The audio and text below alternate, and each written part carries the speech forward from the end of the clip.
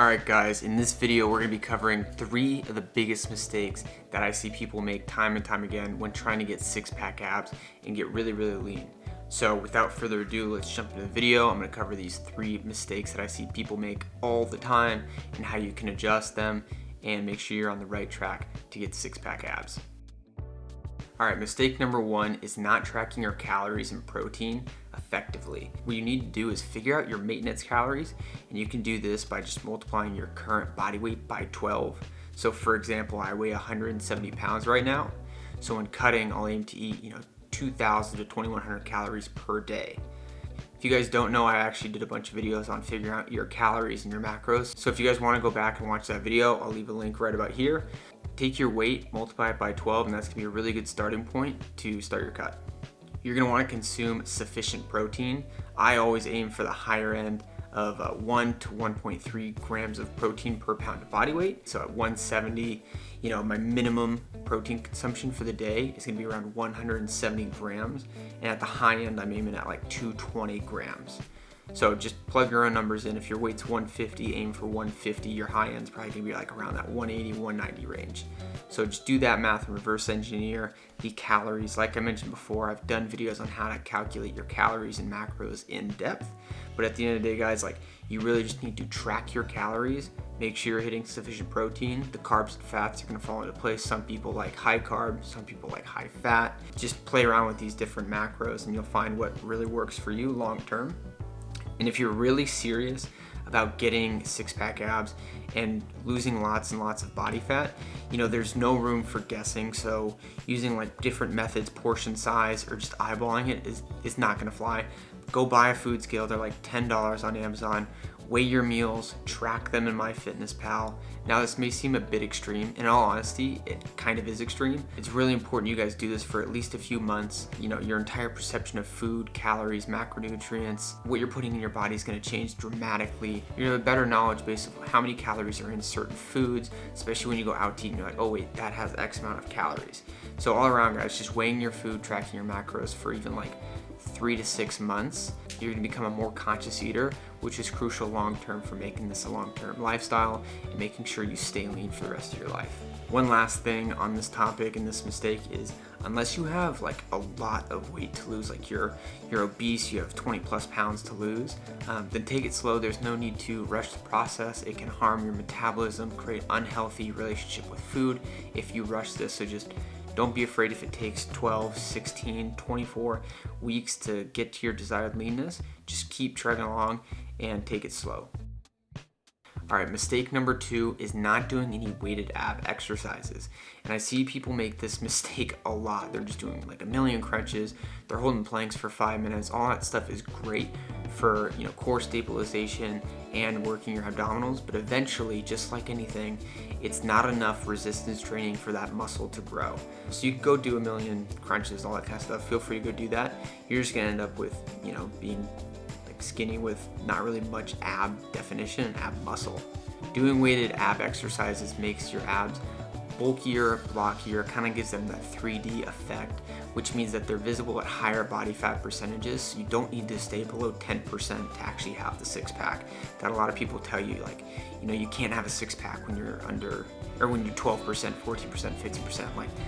In my opinion, that's complete bullshit. If you have thick enough abs, you train them enough with weights, you can have abs at double-digit body fat percentages all day long, all year long, without having to struggle through your diet. Just because people put abs and a six-pack on a really high pedestal doesn't mean you shouldn't train them any differently. They're a muscle just as your chest are, your quads, your triceps, and you need to send the proper signals, the proper training stimulus to your body to inhibit muscular growth. If you've ever seen the movie 300 with Gladiators and Gerald Butler, weighted ab movements were, a key exercise in their training routine. And you can see in that movie they have big, blocky, 3D looking abs. A lot of that CGI, I understand that. But at the end of the day, that's what really builds muscle anywhere on your body is weighted exercises and resistance. So do the same for your abs.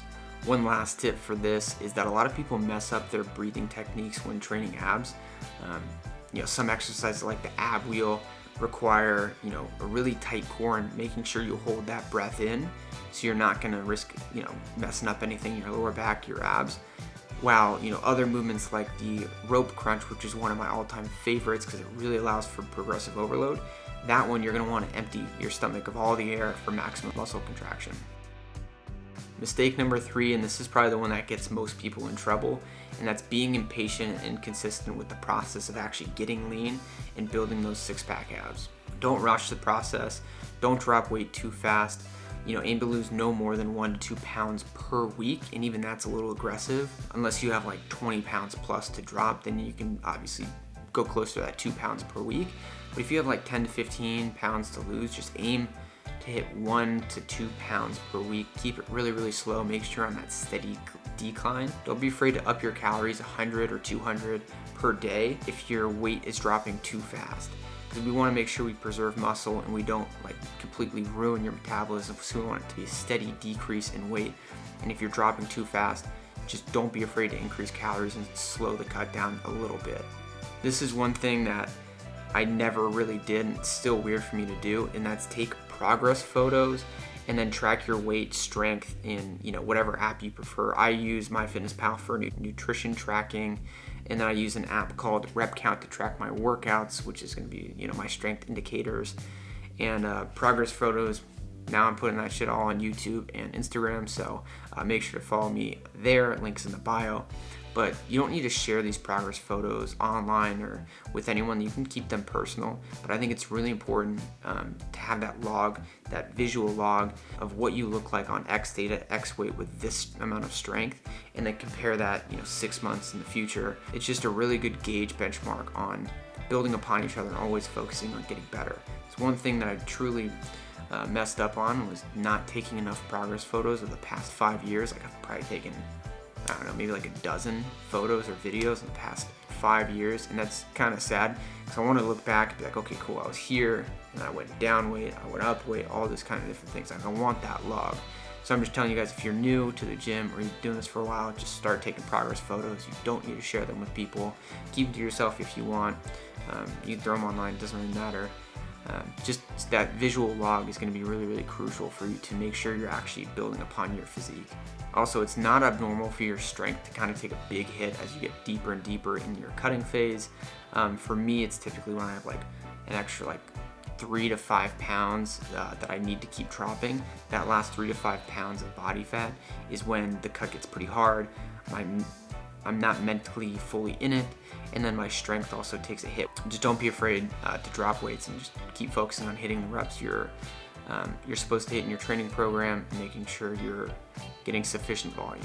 Make sure you also get to your desired leanness before going into a reverse diet and then eventually a lean bulk program. You really want to get lean before you start that muscle building phase. You're more prone to build muscle at lower body fats, and then you're also going to be more sensitive to carbs and excess calories, which means if you're at a lower body fat and you start your reverse diet and your lean bulk, most of that's probably going to go to muscle if you're giving your body the right training stimulus. Whereas if you're, another way to put it is someone at 10% who transitions into a lean bulk for, say, 12 to 16 weeks is going to probably put on more muscle than someone at 15 or 20% body fat who does a 12 to 16 bulk. When you're at a lower body fat, you can put on more muscle mass than body fat, if that makes any sense.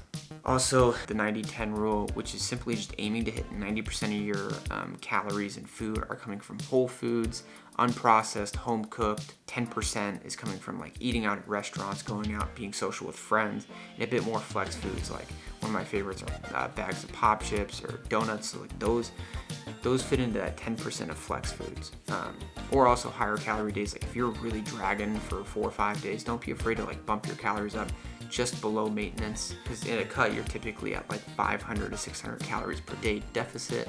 So don't be afraid to add in a couple hundred calories. You're still going to be a deficit. It's just not going to be as big of a deficit. And the last thing, guys, is just don't complicate this. Weight loss is very, very simple.